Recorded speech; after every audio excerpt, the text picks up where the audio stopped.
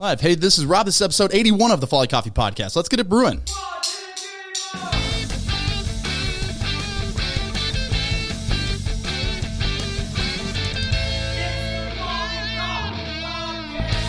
All right. They never get it sold. First episode in the new Folly Coffee Podcast studio / Folly Coffee Hot Sauce headquarters. I feel like in the background I can already hear a difference. So I might need to work on that. But we have windows, which is nice. It's nice to have a little bit of natural light. I'm here with Kamal Mohamed for the second time on the Folly Coffee Podcast. Two. Because the last time I had you on, I was like, let's talk Nashville Coop. Yep. And then I was like, well, how'd you get to Nashville Coop? And then all of a sudden it's one of the founders of Uptown Food Truck Fair, which is now one of the biggest food truck fairs, probably the biggest one in Minnesota, at least probably the region. Yeah. And then you go on to Juicebot and then Nashville Coop and Love You Cookie, which we were just talking about on the way in, which I didn't even know we didn't even talk about on the last time. That I feel like you've just got these little side hustles, and then you're just like, oh yeah, I guess we just have distribution all across the Twin Cities and the state and the region, and then out of nowhere I get an email from Jesse. It's like, hey, we need cold brew at this new spot I'm working at. Your name was brought up, and we've worked together in the past with cold brew. Like, could we figure out if we can get it working here? And I was like, oh, what's the place? And she's like, it's called Stepchld. It's in Minneapolis. And then she mentioned your name. I was like, wait a second. Yeah. You're founding a restaurant that just launched called Stepchld. Absolutely. How are you managing your time right now between all of these things? Because I'm looking at, like, I'm sure your given week is not typical. There's no typical week, but between launching Stepchld, you've got Nashville Coop still rocking and rolling. Love You Cookie seems to be exploding right now. How are you managing your time with all these different things? Yeah. So, I think it sounds like cliche, but it's truly about the right team. So when I look at, for example, Love You Cookie, I brought on Sar. It was actually his wife, Sarah, who's a baker. And he dropped out of being a lawyer for a while. He quit and just came on full time, helped get the company. I mean, did a lot of heavy lifting on the sales side. And he was like, I'm having the time of my life. I didn't know. He's like, why didn't you move back sooner? Why didn't we do, so he was on the law side and kind of just trotting along. And so when we started doing Love You Cookie, you can kind of just see just how much more excited he was and just how much of a natural. So I think for a lot of people that want to go, at first you need to know what you're doing and you need to be able to do it yourself and execute. But at some point, in order to scale, you have to have the knack to see talent and be able to see talent in people and put them in the right positions. And they're going to be able to do wonders even beyond what you can do. How did Love You Cookie didn't even start? Because we didn't even touch on this in the last episode. And I have to imagine it was at least in the works. I didn't know about it at the time, but now I see it everywhere. What's the story behind Love You Cookie? So when I was living out in Manhattan, there was this cookie company. It was Levain. They just made these delicious cookies, And so when I came back to Minneapolis, I was like, man, it's a pandemic. Everyone's just kind of sitting around. I'm like, I'm tired of watching Netflix. So I was trying to fill my time as much as possible. And I was like, well, since it felt like there was a movie I watched once where they were able to kind of stop time, and everyone was essentially like stopped in their tracks in the middle of a grocery store. Last year kind of felt like that. And so I was like, well, okay, I kind of feel like life has given me this opening window to be like, here's your opportunity. You can kind of stop in your tracks, or you can do something. And I was trying to fill every hour as much as possible. And so I was trying to replicate this cookie, and I'm not a baker, and I kept on failing and failing. And so while hanging out with Sar and his family, I noticed that his wife was just this amazing baker. And I was like, she's not really into business. And so I didn't even propose it as a business thing. I was just like, I have a little challenge for you. And she's like, cool, I'll try it. And she tried it the first few times and it didn't work out, which then made me feel better because I was like, okay, this thing's actually a lot more difficult than it seems. And as soon as she cracked it and it was like, wow, this is amazing. And we developed our own recipes. That kind of lit a fire under him to now he's like, for example, like he reached out to Kowalski's and they were just like, we already have our own bakery. We don't want more cookies. And I was like, just let it go. You know, they don't deserve the cookies. But he wouldn't let it go. And he's like, if you try the cookie and you don't like it, okay. But I cannot let you not try our cookie. There's like, it's just not fair. And so the amount of persistence he had on the situation, and now they're at Kowalski's, you know, and 100% credit to him because he had that in him. And so when I look back, I'm like, this was the right partner. This was the right person to bring on. And that, so if there isn't any credit on my end, it's a little bit of the idea and bringing the right people on. But it's truly been, you know, Sar and Sarah and the Penny Magic design team with Aaron Banks in there leading that company, who've just come together and created this little monster that is now difficult to even keep up with. Well, it should be noted that I think that when you talk about cookies in general, it's probably like, well, how the heck did you get somebody to bring in a cookie if they have their own bakery and this and that? Was the cookie that is now Love You Cookie, is that the kind of style you had in mind going into it, that you're like, this is what I'm going for based on what I've tasted in Manhattan before? Yeah. This is what we're aiming for? Because when you look at it, like, it looks very different. It's a really thick cookie. Yeah. And when you break it in half, just the amount of ingredients and chocolate you can smash into that thing, it's just like unlike any other cookie. Yeah, it's like a Juicy Lucy, but it's a cookie. You know, it's just filled. And in essence, we can call it Love You Cookie because you can actually share it. A lot of people don't. But it's one of those, and we came out with like a double chocolate peanut butter that's just amazing too. So, yeah, it's just funny. I love coming on your podcast because we always go off on different tangents because there's no rule, right? Like I'll plan out my week and I have to think, okay, here's my plan for tomorrow. But I've gotten now to the point of realizing that plan is going to go, I don't know if I can curse on the show. Go ahead. Yeah, it's going to go to shit, right? Yeah. And so how do you execute your plan plus at the same time handle all the things that break? You know, so refrigerators are breaking, freezers are breaking, cars go down, employees don't show up to work. There's just a million things that can go wrong, and they do go wrong. And if they all don't go wrong today, they're going to go wrong.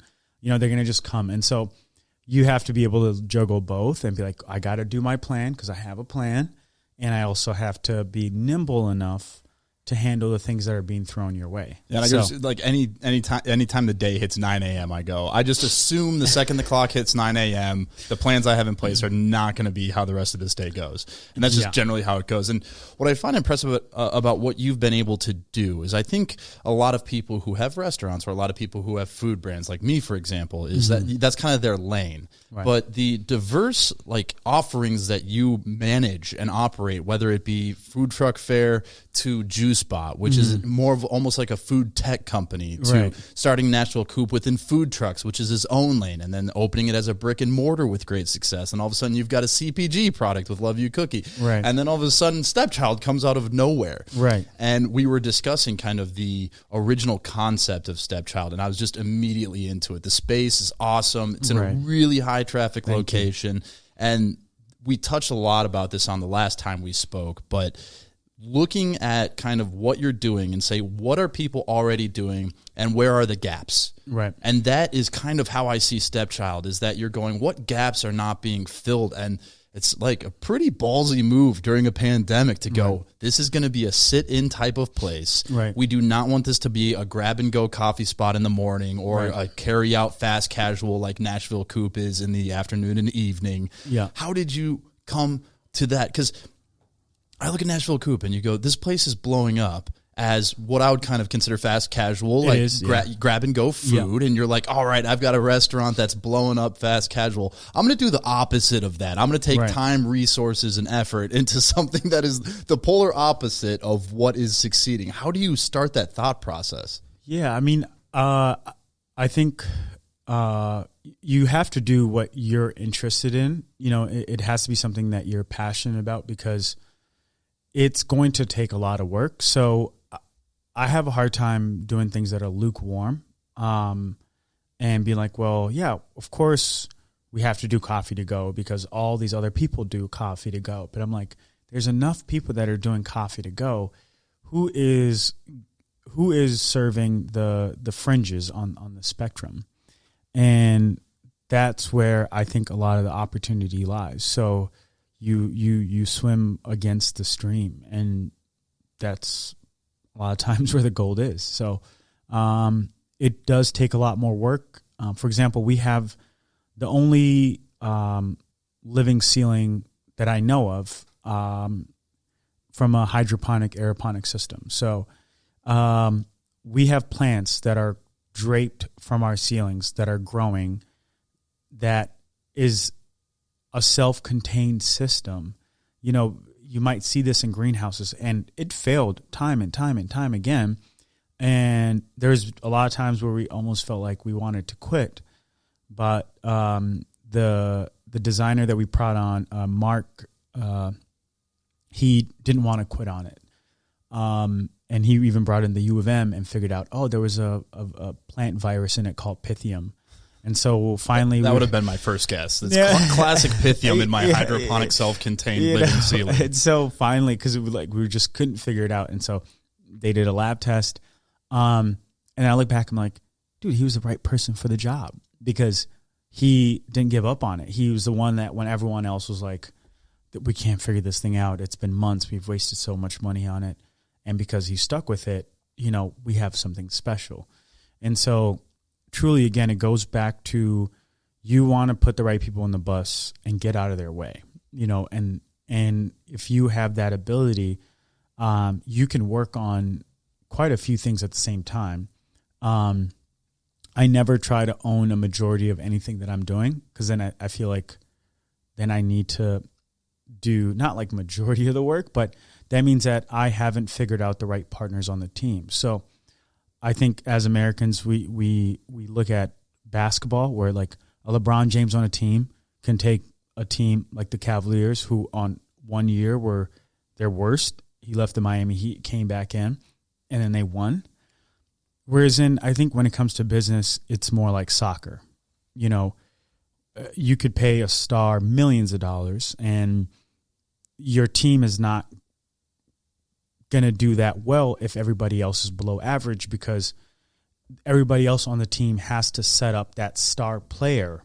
So when you're passing the ball from one person to the other, if it doesn't get to your star player, he's just out there like not so you want to think of your team like a soccer team. You want to get a good amount of like above average and talented people, and you step back and go, okay, we put together the right team.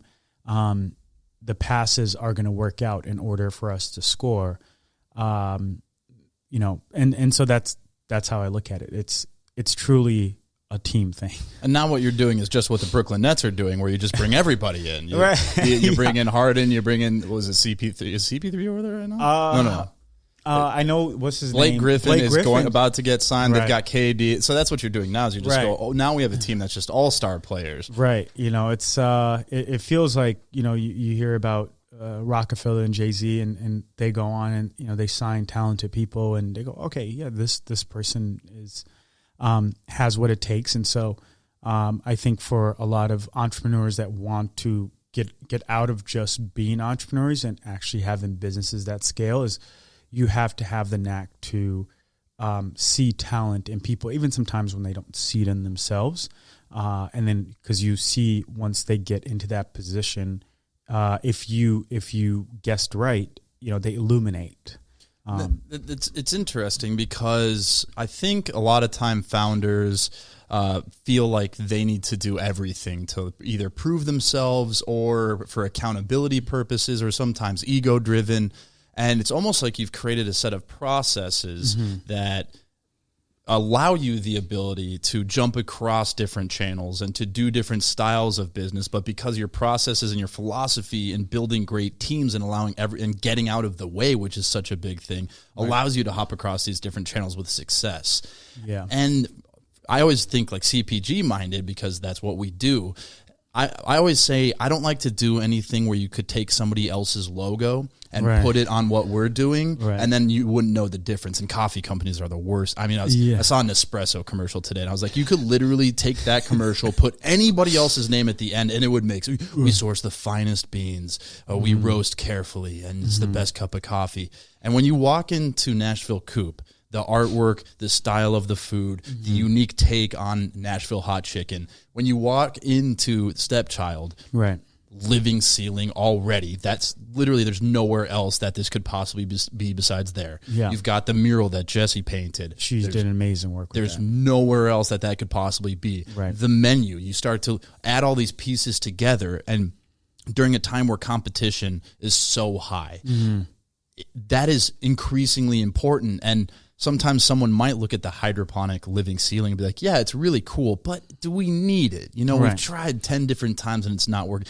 Should we, most people would not even think, maybe we should reach out to the U of M to see if they have anybody that could help us grow this living ceiling. Right. You know, in a pandemic year, maybe they got some time on their hands. But you've created these things that are just distinctly one thing. Right. And that cannot be overstated, especially when you've got so many options and you have increased access to find things. There's more and more recommendation websites and influencers, and you can literally just Google anything. And I mean, I'm grabbing dinner tonight, and we're like, what do you want? Tacos. And it's not like we just go, what's nearby? You're right. You're Googling every single taco place you can find and going from there. Right. And now you've created these things that's like, that's the only place to get these. Yeah.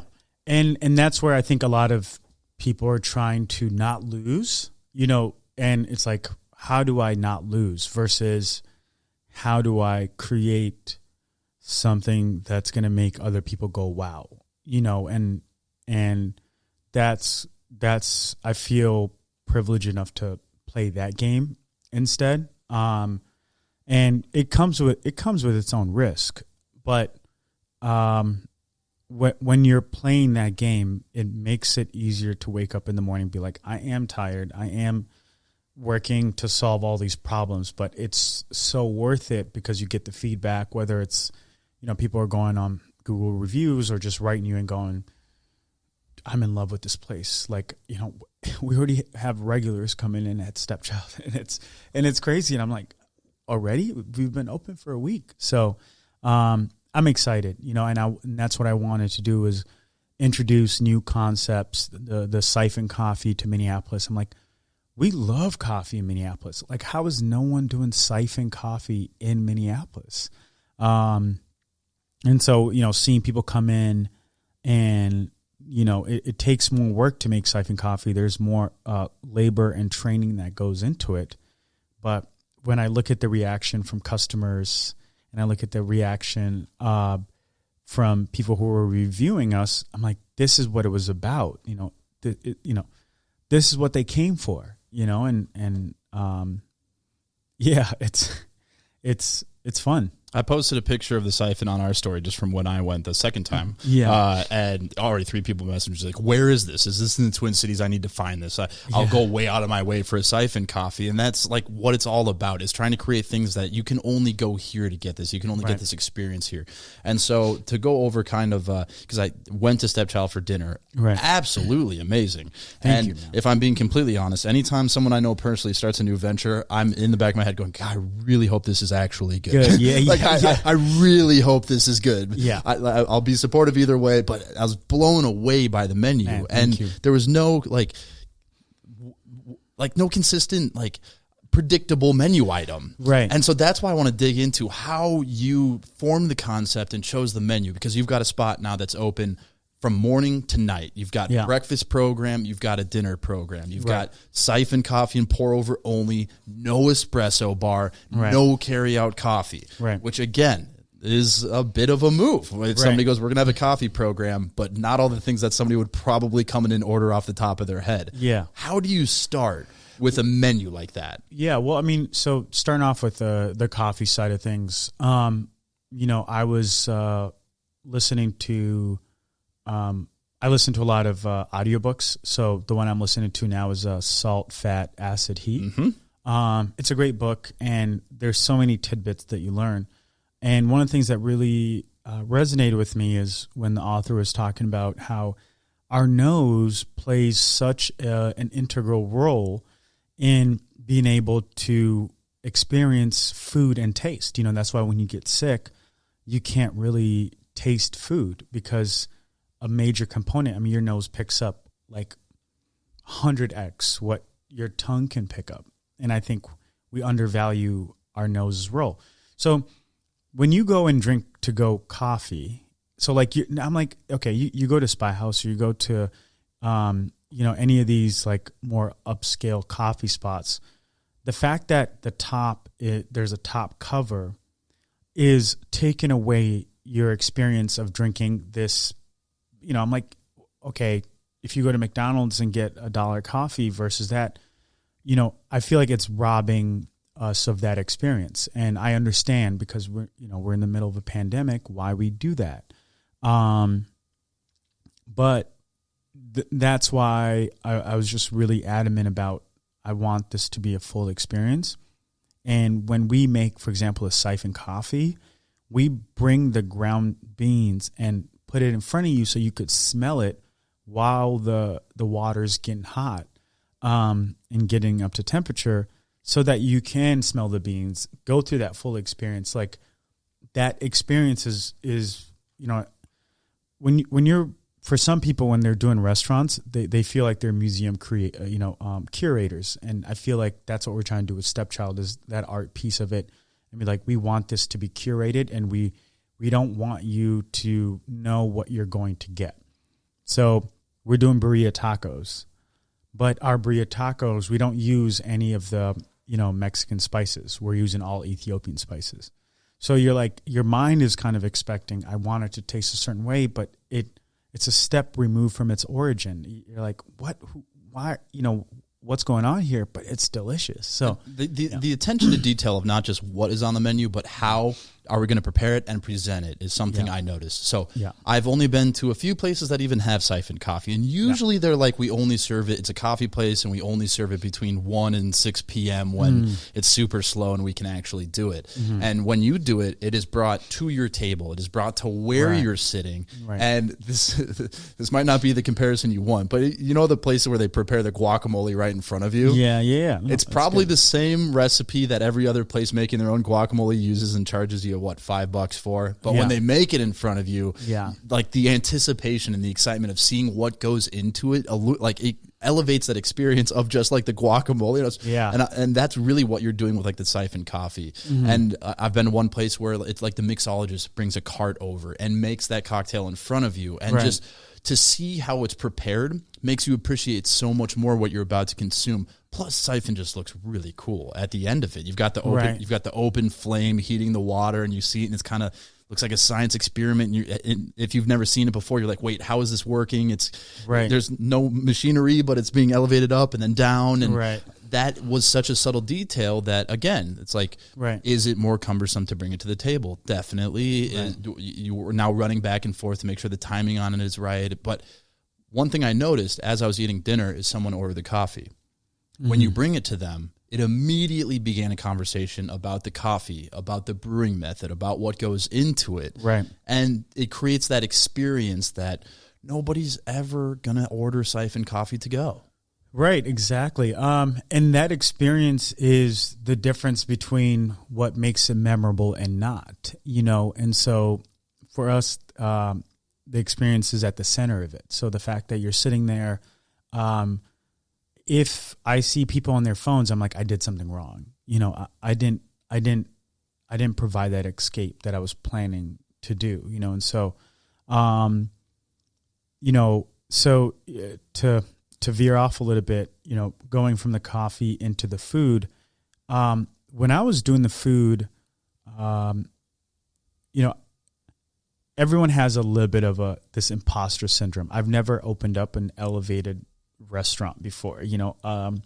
Obviously, Nashville Coop, owned by my family, that was a little bit of an easier reach because it was like it's fast casual and it's like we're doing a few items. It's like boom, boom, boom. That is a different kind of art, in itself. But this is definitely true art. And so what I did is like, okay, if I'm feeling a bit anxious about it, I need to bring somebody else in. So I went on LinkedIn, posted looking for an executive chef, went through a few people, and I ran across this profile, and her name is Jessica Cack. Previously, she was an executive chef at Barbette. She worked at Alma. And I was just like, I have a feeling this is the one. And so I reached out to her, nothing. Went on a different platform, reached out, nothing. Went on a different platform. I emailed her, hit her up on Instagram, hit her up on LinkedIn, nothing. And so finally it's like, I'm just going to call her. And so she was like, okay. And she told me actually after she came on, she almost didn't come to the meeting. And she did, and we hit it off right away. And I was like, this is my person. So she came on, and in the last month, I've learned more about fine dining than it's changed the way I think about the restaurant industry. Like now I know what to expect when I walk into a good restaurant. So last night I went to one of the, I would say, top 5 restaurants in the Twin Cities. I've been there before. I've always loved it. But now being on this side of it, so that like, or some like that magic or allure kind of went away because now I'm on that side of the table a little bit. You know what I mean? So it's just crazy because just bringing on that person has not only elevated our restaurant, but she's also my teacher. You know what I mean? I don't have this ego where I'm like, oh, I'm the owner. I'm like, I'm bringing you on so you can teach me. I'm like, I'm excited to be your sous chef, And in that time, I've been able to, on my end, be like, oh, I realize I can do like one thing better than you. I'm like, I'm happy to, so it's just kind of cool to have that relationship. And so if it's about the art, you kind of have to ask yourself, like, is this from you or is this about you? And then if it becomes about you, I think that's where there's a limitation. But if it's from you, if it's truly like you can get out of your own way, and you can let this baby flourish and grow and be like, I want what's best for this thing. And if that means putting somebody else in the leadership positions and getting out of the way, then that's what I'm going to do. And that's a question I always come back to kind of like center myself. I'm like, is this about me? And that's why I actually wanted them to come on and do the interview. But, they've just been working so hard and just needed some time off. So I was like, cool. I love coming here anyway, so I'll do it. So yeah, we were going to do the 4-person podcast for the first time ever. I'm not going to lie, I committed to it, and I was like, oh, I've never done that before. Yeah. I had a loose plan in place that we're going to be able to operate, but then we did have technical difficulties of switching in between this space and the new space with Wi-Fi being changed and all that. And yeah, we would just have to like move the mic back and forth. Oh no, I had a 4-mic setup ready to go, and then the whole move threw a wrench in our plans. And how's it been since launch? Because I'm curious, upon opening a new restaurant, especially during the pandemic, how do you get the word out? Yeah, so, I reach out to a lot of the food influencers. I'm so thankful for, this sounds cliche or so Instagram culture. I'm sure older generations be like, oh, like look at the millennials. But I'm so thankful for a lot of these different food bloggers in the Twin Cities because I think, I give them credit for keeping a lot of restaurants alive in 2020. You know, they went out, they tried foods, they blogged about it, they told their audience, and they drove people in. And so when we started, I was like, I don't want to reach out to them yet because I know they bring the masses. I want to get things right done first and then reach out to them. And so slowly they've been coming in. We just got an article in the Star Tribune that launched today. And then, you know, they were kind of making fun of like, oh, Stepchld without the I, you know, and they, you know, they showed us a lot of love. And so it starts to trickle in. But you also want to see, do you have a product market fit? So it doesn't matter if it's a restaurant or, you know, cookies, that's CPG, product market fit.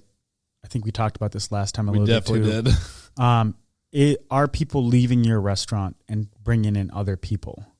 You know, are they becoming your, you know, your marketing arm? There's no better marketing arm than people.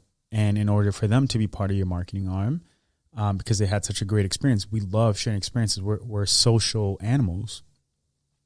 You have to create the right ambiance and the right product. So I think it's a lot like baking. It's the right process that goes into place, and essentially a lot of the marketing comes to you. And it's looking at the Stepchld space, so many different things could be someone's favorite thing about the space. I saw a bunch of posts of people just like, the vibe in here is dope. Like, right. I'm here for the vibe.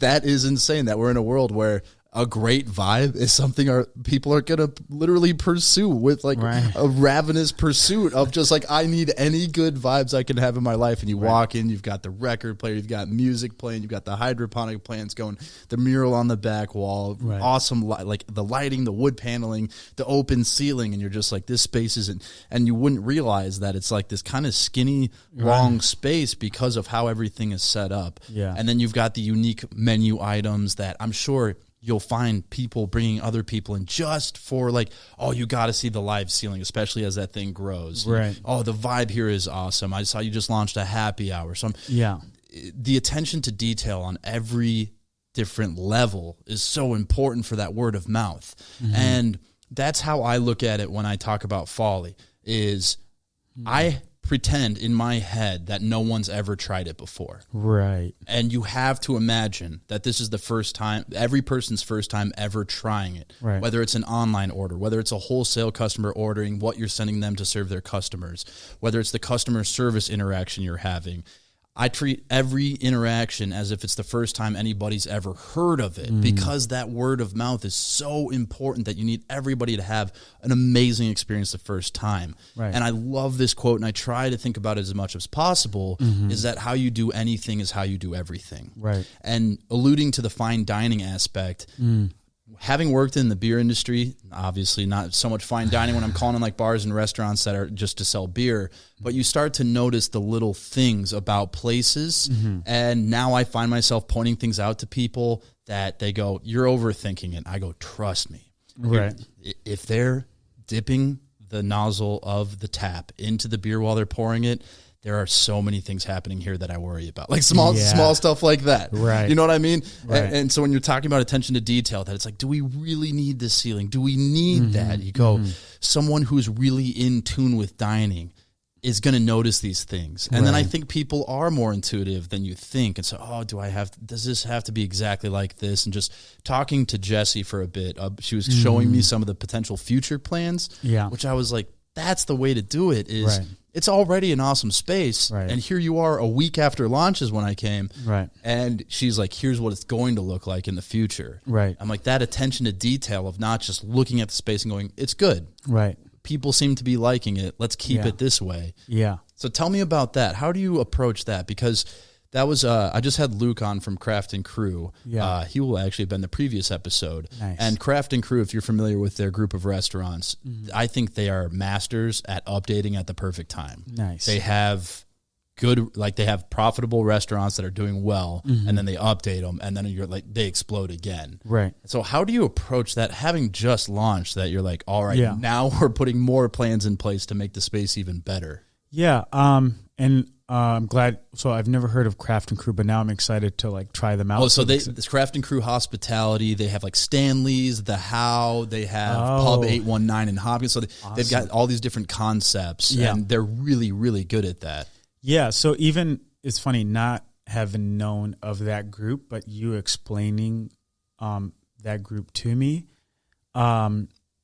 is that tells me a lot about them. And what I understand is that they're looking at their jobs not as a right, but as a privilege. You know, it is a privilege for somebody to take their hard-earned cash and spend it on your product, especially in a world where there's so much competition on our side of things. You know, there's so many restaurants. There's so many different coffee in the world. So it's like, why you? You know, and you, when... You know, and I've noticed sometimes whenever, whether it's like a musician or somebody starts to gain some notoriety, like the ego gets a little bit more inflated and you feel like, well, of course it's me. So of course they're going to come check it out, you know, and you get a quick reality check. It's like, nah, it's people only like you if they see that you're truly about your craft and you're willing to humbly cater to them and understand that it's a privilege. So if it's like, man, I'm tired, man, this is this, man, it's that, it's like, you don't have to do it. You know, it's not a right, it's a privilege. So I think knowing that it is a privilege and knowing that people are going out of their way to spend their limited time and their hard-earned income puts you in a position to be like, I just thank you so much and believe in my art. And I want to push the envelope even further. You love my last album. I got some more to show you because that's the fuel I needed to keep going. So, and then, you have people around you that have, you know, fine arts degrees like Jesse, who has such a creative mind, you know, and so, you know, I'll even have business partners be like, well, you know, so who are you bringing in? I'm just like, trust me on this. Like they know what they're doing, you know? And so, that's the exciting part. It's like learning from the people that you're working with to be like, wow, you're surprising me. This is awesome. So, don't ever forget it's a privilege, not a right. And I love hearing you put it like that. We just launched our barrel-aged coffee last week, and the launch went really well. Yeah, absolutely. And still to this day, I have this feeling that I go, I can't believe people are spending their money on what we're doing. I think it's amazing, and people seem to like it, but like you do have to treat those transactions as you go. You're choosing to spend your money, which the way I like to think of money is not just as like the dollars, but you go, well, people have to take time and effort to make money. So in a way, they're taking a part of their life and investing into what you're doing on a very transactional level. But I'm looking at this going, I can't believe there's strangers buying what we're doing, and this is so crazy. And it really does feel like that. And when you have that mindset, it helps get you through those really tired days. Absolutely. That you can look at customers and just be like, I assume they're coming through because we have customers every day. So why would I think any differently of this other customer that's coming through? Right. Or when I'm packaging for like the 7th hour, wrapping every single mug into a box that like I did not plan properly on like how well to wrap them, and it took forever. But I'm looking at every single packaging and trying to picture that going out to a person in their home and them enjoying that, and the fact that they went out of their way to purchase it. It sounds like you're thinking the same way about people walking through the door and spending their hard-earned money and walking out of there glad they did it. Right. Because there's no worse feeling than being excited for a meal or excited about something. And even sometimes if it just meets your expectations, you're like, I'm not upset. Like it was good. I spent this much. I feel like it was worth that much. Yeah. Great. Yeah. Versus like spending money and then leaving and being like, wow, I'm so happy I did that. Exactly. And that's where you go out and tell people about it. I've said this on previous episode, but the best way I like to put it is you want people to either like love or hate what you're doing. Yeah, you cannot land in the middle. So there will be people that walk in like, I want a cup to go. And they go, we don't do that. And they're going to be like, well, screw you. I hate you. And then here's a bad review for you. Right. But on the other side, there are going to be people with a deep appreciation of what you're doing for the For Here coffee, down to the glassware. Exactly. I mean, everything you're doing is down to the last detail. The plates it's served on, everything was like, I haven't seen any of these one things anywhere else. And I think that's what you're really good at across all of your businesses, is looking at that blue ocean and going, what aren't people doing? And we had the conversation a couple weeks before you opened that I was like, God, I love the way you think about stuff, because you're talking about that. And I think a lot of people would react like, dude, you have to have lattes. You have to go, at least black coffee to go. Just get a drip machine. It's not that hard. Right. And you're saying, what you said is, you said, am I going to do a latte better than Spy House? Right. No. Am I going to do a cappuccino better than Dogwood? Right. No. Right. And maybe I could do it as well as them. Yeah. But here's our coffee companies purely focus on making sure that that's at its best. So you go, well, what aren't they serving? You go, siphon coffee is the number one. And then we'll also offer pour over, which, by the way, like on the low, kind of went away in the Twin Cities. Right. Like you can't really find it anymore. I'm sure part of it was the pandemic, but even pre-pandemic, I kind of noticed that you go, there's not a lot of places to be able to get it. And if you can find it, it's kind of like, you know, we don't want you to order that because it's a kind of annoying. Exactly. Yeah. And that's the one of the main reasons why it's like I would go out and I would be like, these places that I respect, I can't even get pour over. And they're like, well, it's because of the pandemic. And I'm like, I get it. But it's not just the pandemic. It's also... It was pre-pandemic. I'm telling you, like I noticed it sliding off menus. Yeah. And so that's where I'm like, what would I want? You know, and that's where it's like you have to understand like what you're interested into, and being like, well, there's a lot of places that I've gone to where I'm like, why can't I just get a decent breakfast sandwich? You know, why can't I just be able to sit here and essentially smell the coffee? You know, like that's and I felt like that was truly important for our brand. And I was going to stick to that because I was like, what I'm going to stick to, I know I can, deliver exceptionally well. That you can do it better than anyone else. Yeah. And we're willing to do it. And that's what makes it exciting. And one of the things that I also, the management team, giving credit to both of our executive chef and our GM are both women, which I learned not that long ago, just a few weeks ago. They're like, that's pretty rare in the restaurant industry. I was like, being new to the restaurant industry, coming more from like the tech operations side and then coming into the restaurant industry, a lot of times I feel like an imposter syndrome, but I kind of like that I didn't go through the standard ranks to be like, well, you got to start as a dishwasher, you got to do this, and you got to do that. I did that in different ways. Growing up, I used to drive Uber, so it's not like I haven't rolled up my sleeves. I've worked since I was 14 years old. But I haven't done like work your way up into the restaurant industry like most people have. And I think a little bit of that ignorance has, luckily paid off, and being like, yeah, well, they're both amazing at what they do. Why wouldn't I, do this? So, and them coming on, we've talked about like, what else do we want to do differently? There might be days where the food is not exactly the best. There might be days where, the coffee beans, we've held on to it, and it's, it's starting to get a bit stale.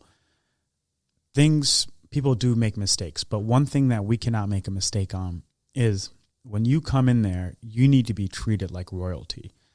We need to treat you like you're the only customer in the restaurant as much as possible. That level of service has to maintain consistency. And the way that we do that is when we start off, we're like, everyone's going to get paid $15 an hour, period. We're going to invest, we're going to bring in the best. And we're going to make sure that they feel comfortable. They're not stressed when they come to work. Even when it's slow, they're going to make, a decent wage. We're not going to wait for the government or the city to tell us to start doing that. We're just going to do it. And by doing that, we've been able to bring on some really cool people. And I want to continue to do that. It was interesting when you mentioned that the combination of an executive chef and GM both being women is a rarity, and I was thinking about it, and I go, well, it's true. It is a rarity, and kind of thinking into why, and I think it kind of clicked just now that one advantage you have of coming from outside the restaurant industry and not having been the person that started at the bottom and worked your way up is when you start in a system, you become inherently tied to the politics of that system. Right. And whether you like it or not, the restaurant industry is extremely political in terms of not like Republican, Democrat, but political, I mean, in the sense of like, all right, this person helped me here. So if I have an opportunity, I got to help them. And then this person helped me here, so I got to bring up that person. And in an industry that is pretty male dominated, when you go back to like the 90s and 2000s, the culture seems to be shifting now. Right. But by coming from outside the industry, you don't have those ties where you say, well, I feel obligated to have this person be the GM and have this person be the chef because of what's happened in my past, that you're making that decision based on just who's the best. Right. Without any of those like the decisions of peer pressure or where your background has been or anything along that side. Right. And that is another advantage of coming from outside of an industry is you're not tied to anything in your past of like, this is how it's been done. This is how I've learned. Anything outside of this is outside my comfort zone. The advantage you have is everything's outside your comfort zone. Yeah. Well, and, you know, and to play off that, you know, I realize a lot of, you know, in this day and age, there's no question that we hear a lot of the isms, you know, it's the racisms or sexism. So in particular, what I've noticed is as a society, we're kind of going through this battle of being like, well, I'm not sexist, but you don't have to be sexist by choice. And I don't see a lot of people being sexist by choice, but a system can be designed to be sexist without even trying. So you have to then try to not be sexist, not you personally, but the design of what's happening and who's getting moved up the ranks. And so looking at things from a 10,000 foot level, I'm more concerned not about personal on that side from when I'm in a leadership position. It's more of challenging leaders to look at fairness and what's happening based on the design of the, you know, and so like how you pointed out, it's like, oh, you helped me out, so I'm going to help you out. And so it goes on like that. And just like the cycle doesn't break. And it just, you know, so anytime I see anything that gets thrown off by, you know, when you look at like perfect macroeconomics, right? It's like the world is 50% male, 50% female. Let's just say hypothetically. And then you look at a certain industry and you're like, oh, it's so if it's not close to that median, then there's something feels off. And it doesn't have to be by this like inherent choice. Like you woke up this morning, I'm like, I'm going to be sexist. You know, it's like, it can happen by design and you just like feed into that design because you're like, well, I'm just here to get what's mine, you know? And that's that level of consciousness sometimes is required or it's easier to see it when you're visiting. You know, it's like you go to a different country and like somebody could be there and your friend can be living in Tokyo for 5 years and everything could be just normal to him or her, and you show up and it's like a completely different world for you, and you're like, dude, like, did you see that? And he goes, oh man, I've lived here for so long, like I've never noticed that, because you need this like fresh set of eyes. So that's where I feel lucky to come in and be like, oh, like this is foreign to me, and for that reason I can see it a little bit differently. Yeah, it's good. I found personally, because I have just like a really weird random group of friends, and I was kind of thinking I overthink everything. So I call it a flaw. It's good for business, interesting in the personal life, but I try to be like, what is it that it just like attracts me to people or makes me want to talk to people or whatever it is? And I think the underlying theme for me is just people who work hard and are passionate. Right. It's like if you have those two combination of things, I don't care what it's about. Right. Like we're gonna get along. Yeah. And so that's kind of the things I try to think about when I'm like thinking about people or thinking about potential customers or partners is like, would this be somebody I want to partner with? Because it's just like, I only want to surround myself that are passionate and hardworking. And on the flip side, I have found this major blind spot of like, I have a very low tolerance for people who are like passionless and don't work.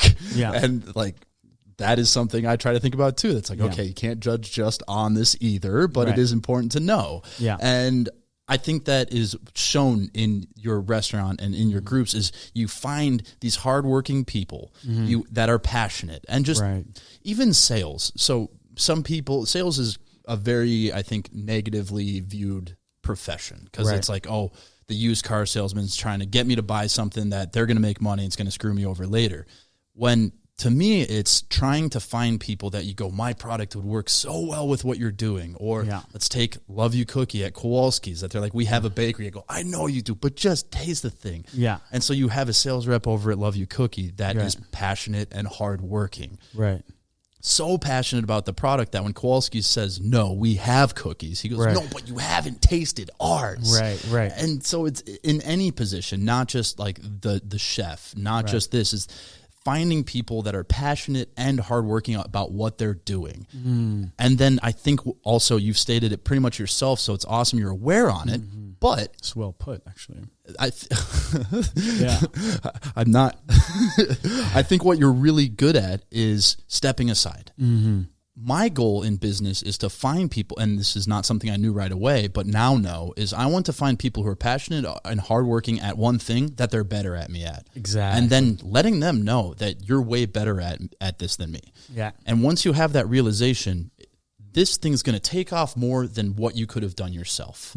Exactly. And then you say, I'm going to support you. I'm going to get out of the way and like you let me know, what you need from me, so. And that right there is very important. Let me know what you need versus I'm going to tell you how I want you to do this. Exactly. And so with the coffee on the Folly side or the cold brew on the Phil Terrace side, I tell Jeff, I tell Brandon, I go, if it's coffee related, that's you.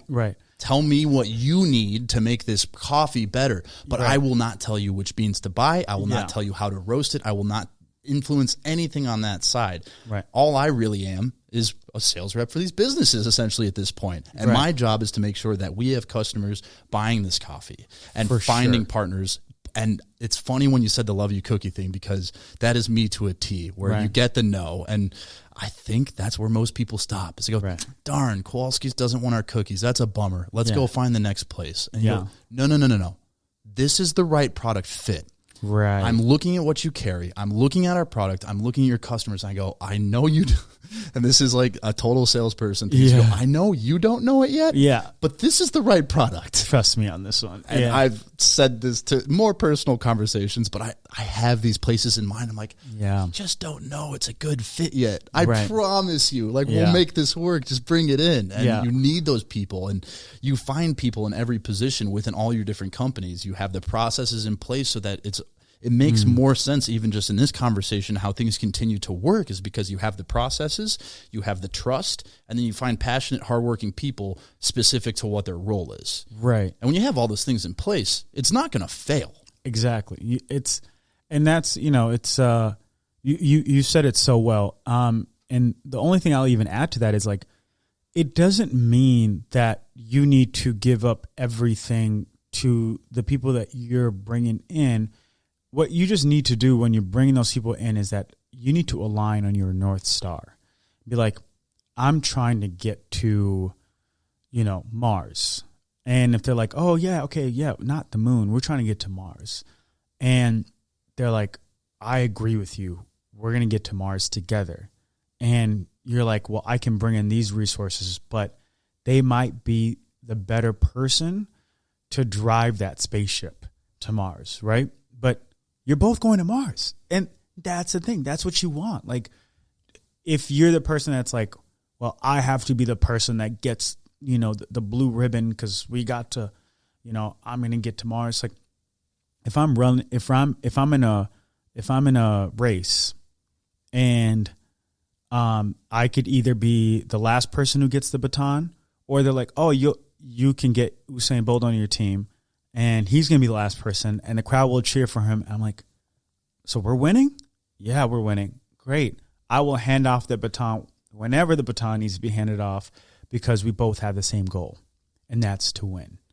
And so when you're bringing people on, if they align with your goals and you know they have specific skill sets in what they do, they might be the better driver, or they may be the better engineer, they may be the better whatever. Great. That's what you won. You won before you even know it. And I think it was from the book Good to Great. I think I've referenced this in like the past 3 episodes, but this is a different concept from the same book. It seems most businesses operate as, here's a bus that's going to a destination, everybody hop on. Then anytime that you get slightly off destination, it's stressful, it's high anxiety. It's more important about the people you have on the bus. Right.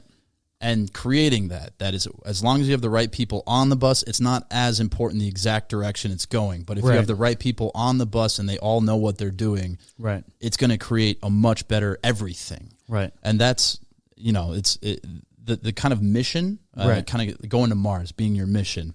It's one of the things that early on in business, I was like, a mission statement's not important. Or just like having a mission isn't important because it's 2 of us. Why do, like, we talk every day, why would we need a mission? Right. But then as we sat down and started digging into it, we created this mission statement that's like, it's pretty simple, but small, subtle things about it are very important because it helps you make your decisions. So like our first thing at Folly is we work hard. And that's important because like if anything's priority above that, it's going to fall by the wayside. Right. And then after that, it's that we roast the best coffee. Right. And, that's a very subjective term. And so we leave it that way. Right. And then after that is we like to have fun. Yeah. And if you flipped any one of those 3 things around, things are going to get out of whack. Right. And so having a team that's all on the same page about how we're doing things, where we're trying to go versus like, oh, I have a boss that's telling me as I show up every day what I have to do today.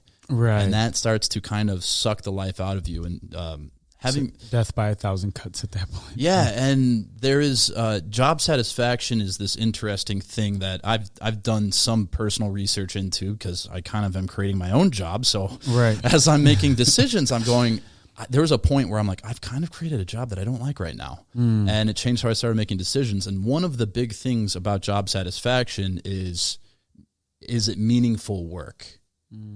That is way above pay. Right. In terms of happiness. Right. Are you doing meaningful work? Right. If I show up to Stepchld and I know you're going to tell me exactly what I'm doing all day, every day, that's not meaningful work. I'm just doing the stuff that you didn't want to do. Exactly. If I'm someone that here's your role, I need you to take ownership on this and do the best you can. And if it's something that they're passionate about, that's going to be a very fulfilling role versus the flip side. Right.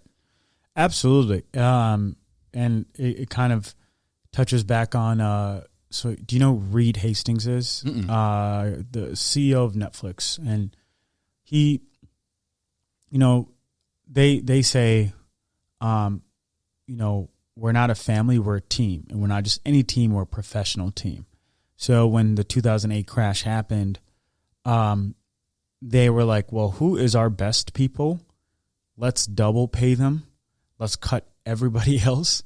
And let's double down also on streaming. In 2007, 2008, like they start off doing the little CDs and the little. I had that service in college. You have to return the DVD to get the next one. Yeah, and I was like, this is amazing. Yeah, and at the time it was revolutionary compared to Blockbuster, but they did that, and I like there's some people who I like kind of keep in the back of my head. I'm like, okay, what recent interviews has he done? And the most recent one I read, they're like, how do you know that you're successful? And he's like, I only make 2 decisions a month at Netflix. I'm trying to get down to 1, and he's like, that's how good of a team I've put together. And so just seeing how much he takes pride in the team that he's put together, I very much align with his sentiment on that. It's that I'm trying to get down to making 1 decision a month. And even if I get down to 0, it's like, that's the goal, because now you won. Now you have this tree that's growing without you making any personal decisions outside of putting together the right team and setting the North Star. And,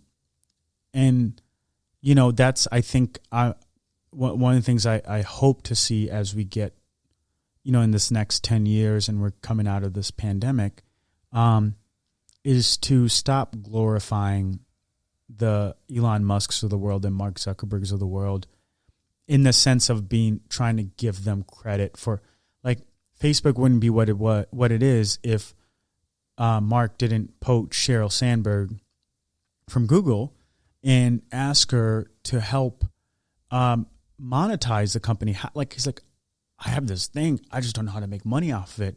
It was all Sheryl Sandberg, you know, and she, you know, got to give credit where credit is due. She did that. She turned, you know, this cool, crazy thing at the time into a monster. But when people think Facebook, they think Mark Zuckerberg, you know? And so I think as we go into this next, as entrepreneurship is this sexy thing, as we go into this next thing, in this next decade, you know, if there's any tidbit that I want your audience to take from this, is that you really have to be a person that knows how to pick a good team and set your ego aside to realize that you want people that are a lot better than you leading the team to get to that North Star. I think that's a great place to end, and I completely agree with you that, like, dissolving ego is such a hard thing to do sometimes, especially in business, because there are a lot of things that can go into an ego, and it can, when you start, especially when you start to have success, can be or even if something's going poorly, it can really negatively affect your ego, or if things going really positively, it can be really easy to let that kind of start to get a big head about things. But when you have no ego involved in it, it makes decisions much easier. Everyone around you is going to be happier. Everyone else is going to have more fulfilling work, and you can see how it all starts to kind of align. Yeah, 100%. And the ego is it's a lot like meditation. You have to chip away at it every day, you know, and it's never fully going to go away. There is a healthy balance of ego, but it's if you're using it as fuel is one thing. If it's starting to use you, then it becomes the limitation. So, I love coming on here, man. Thank you so much for having me. And it even gives me a chance to, like, unpack some of my thoughts, you know what I mean? It almost like, feels like a therapy session for, entrepreneurs, you know? So it's a good time. You're doing amazing things. Maybe I got to change the name, Entrepreneur Therapy. Yeah. Awesome. Thanks for coming on. Thank you so much. Like I do every other episode and say, have a nice day.